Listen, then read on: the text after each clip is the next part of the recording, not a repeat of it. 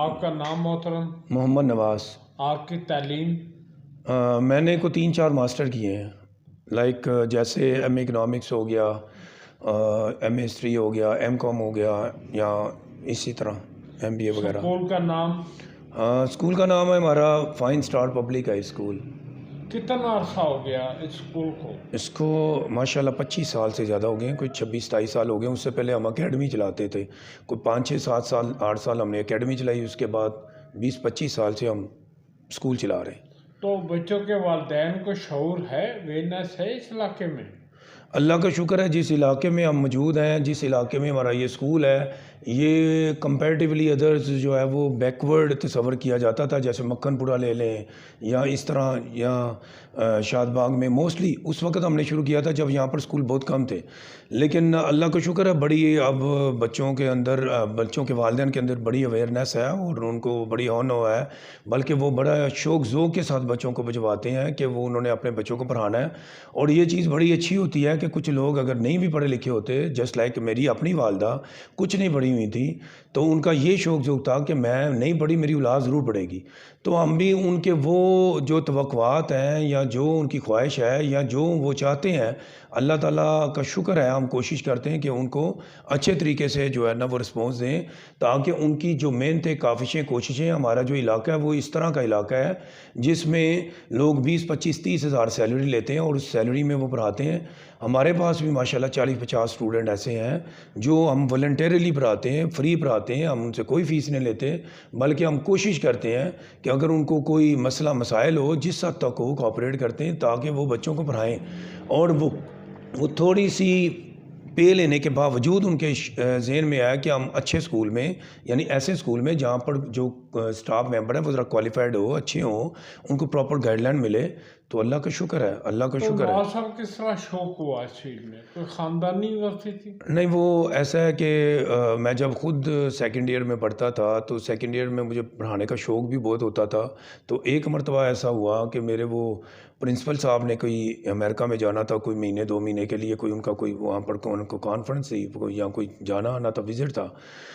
تو میں نے کلاس میں ہاتھ اٹھا کر کہا کہ انہوں نے کہا کہ فلاں آپ میرے بعد فلاں فلاں ٹیچر پڑھائیں گے۔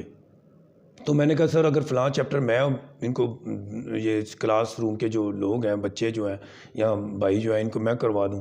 تو انہوں نے ذرا مسکراتے ہوئے کہا کہ یہ خود اسٹوڈنٹ تھے، اس نے کیا کروانا ہے؟ تو میں نے نا پھر وہ میرے اندر جستجو تھی کروانے کی، تو کہتے چلیں ٹھیک ہے، میں ادھر بیٹھتا ہوں، ذرا کرواؤں بھلا۔ تو وہ میں نے پھر تھوڑا سا کروایا، تو وہ بڑے شوق بڑے خوش ہوئے اور انہوں نے 15 سے 20 دن کے لیے مجھے کہا کہ اب تو ہی کروائے گا۔ تو وہ مجھے فیل ہوا کہ اگر میں، یعنی مین ٹو سے کہ اگر میں ان کو پڑھا سکتا ہوں، کر سکتا ہوں، تو پھر میں آگے بھی کچھ کر سکتا ہوں۔ اور یہ میں پڑھانا اس لیے شروع کیا تھا کہ مجھے شوق تھا جب ہم پڑھاتے تھے۔ تو دوسرا میرے ٹیچر بھی اتنے اچھے تھے کہ جب میں نے پڑھنا شروع کیا، میں فرسٹ ایئر سیکنڈ ایئر میں جو انگلش کی کلاس لیتا تھا فردوس جامعہ مسجد میں لیتا تھا۔ مسجد ضرور تھی، مسجد میں لوگوں کے نزدیک یہی ہے کہ مسجد میں قرآن مجید پڑھیں اور نماز پڑھیں، لیکن اللہ کا شکر ہے وہاں پر انگلش پڑھتے تھے اور انگلش پڑھتے تھے۔ فرسٹ ایئر سیکنڈ ایئر ہم نے ادھر پڑھی، میں 30 روپے وہاں پر فیس دیتا تھا، 30 روپے اس وقت۔ یہ کب کی بات کر رہے ہیں؟ یہ 1990 کی بات کر رہا ہوں، 89-90 کی بات کر رہا ہوں۔ تو میرے ٹیچر تھے راشد بھائی، ہم ان کو کہتے تھے، ان کو ہم 30 روپے وہ دیتے تھے اور میں انگلش پڑھتا تھا۔ ہم نے مسجد کے اندر ہی ایک بورڈ رکھا ہوا تھا جو ہم وہ رکھ لیتے تھے، پھر سنبھال لیتے تھے جب کلاس ہوتی تھی۔ تو میں جب ان کو دیکھتا تھا کہ ہم جو ہے نا وہ دین و دنیا، دنیاوی اور دینی دونوں علوم حاصل کرنا بڑا ضروری ہے، اور اس سے یہ ہوتا ہے کہ ہم ایک تو پڑھانا نیکی ہے، پلس یہ کہ جیسے میں نے ابھی آپ پہلے نواز صاحب سے ہی، کیونکہ میرے جو انٹرویو لینے والے ہیں وہ بھی نواز ہیں، تو میں اسی لیے کہہ رہا ہوں کہ انہوں نے وہ یہ تھا کہ میرے اندر بھی ایک شوق ذوق تھا۔ جیسے میں نے ان کو پہلے بتایا، میں نے B com, M com, D C M میں یہ ہیلے سے کیا، پھر اسی کے بہاف پر اسکالرشپ پر ہم نے ایم بی اے کیا فری آف کاسٹ، اور پھر اللہ کا شکر ہے میں نے اے سی ایم میں پارٹ 1 2 3 کیا، ایم اے اکنامکس کیا، پھر ایم اے ہسٹری کیا، لاء کیا پنجاب یونیورسٹی سے، اور پھر ہماری لوور بار کی ممبرشپ ہو گئی، پھر ہماری ہائی کورٹ کی ہو گئی. اللہ کا کروڑوں مرتبہ شکر ہے. لیکن یہ سارا کچھ ہوا ماں باپ کی دعاؤں کے صدقے. میں جتنے بھی سننے والے دیکھنے والے سب لوگوں کے لیے ایک رائے، ایک سجیشن اور ایک پیغام دینا چاہتا ہوں. وہ یہ ہے کہ جب بھی کوئی ہم عمل کرتے ہیں اور اس میں بڑے شامل ہوں، پرٹیکولرلی ماں،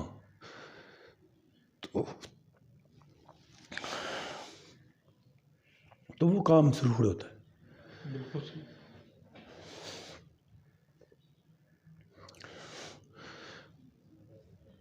میں پروف کر سکتا ہوں جی.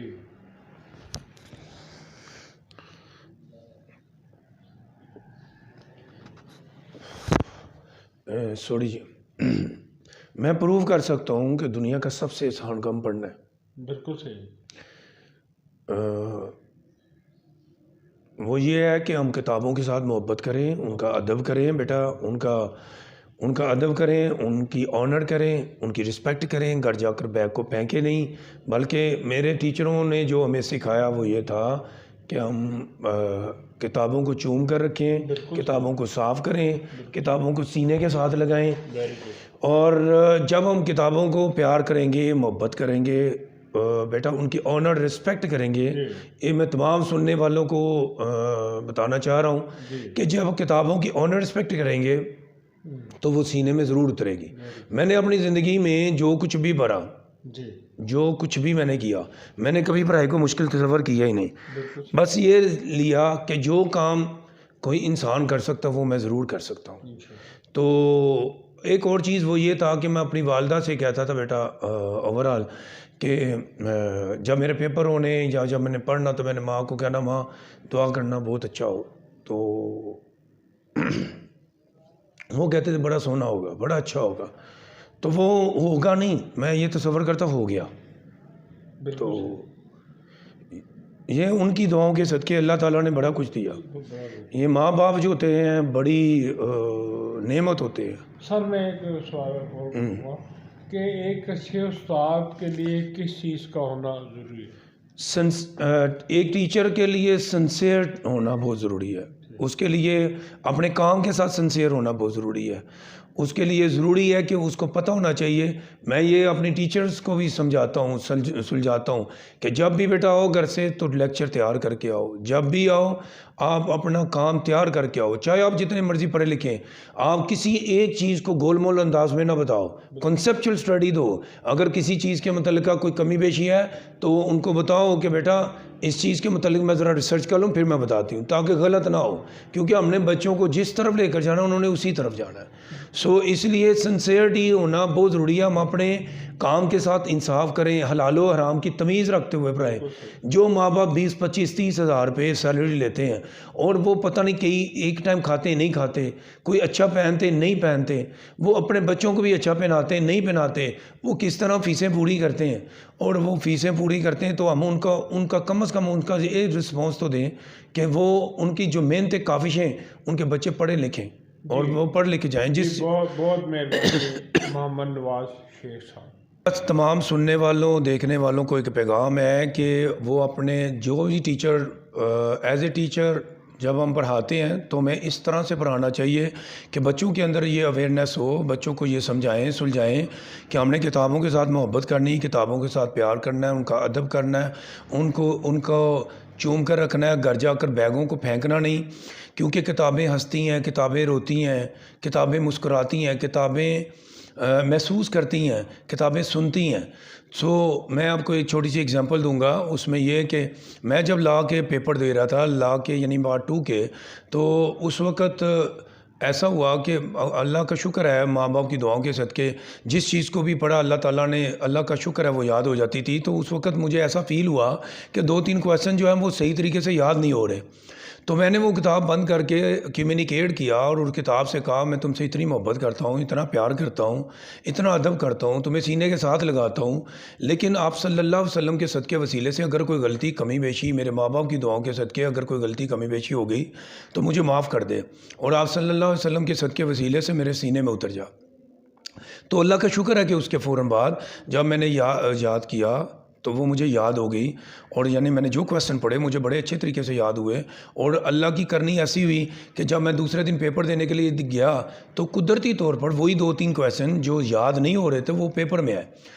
تو اللہ تعالیٰ کا شکر ہے کہ میں یہ پروف کرنا چاہتا ہوں، میں یہ بات کرنا چاہتا ہوں، یہ سلجھانا چاہتا ہوں کہ کتابیں سنتی بھی ہیں، کتابیں بولتی بھی ہیں، کتابیں ہنستی بھی ہیں، کتابیں روتی بھی ہیں، وہ دیکھتی بھی ہیں، تو اس لیے ہمیں ان کی قدر کرنی چاہیے۔ جب ہم بیٹا یعنی سننے والوں کو ایک پیغام ہے وہ یہ کہ جب ہم ان کی قدر کریں گے، جب ہم کتابوں کی قدر کریں گے، ان کی عزت کریں گے، ان کا ادب کریں گے، وہ خود بخود ہمارے سینے میں بھی اتریں گی، وہ ہماری قدر کریں گی۔ قیامت کے روز بھی وہ جواب دیں ہوں گی کہ اللہ تعالیٰ اس بندے کی بخشش عطا فرما، اس نے میری قدر کیا، اس نے میری قدر کی، اس بندے نے میری عزت کی، اس بندے نے میرا ادب کیا۔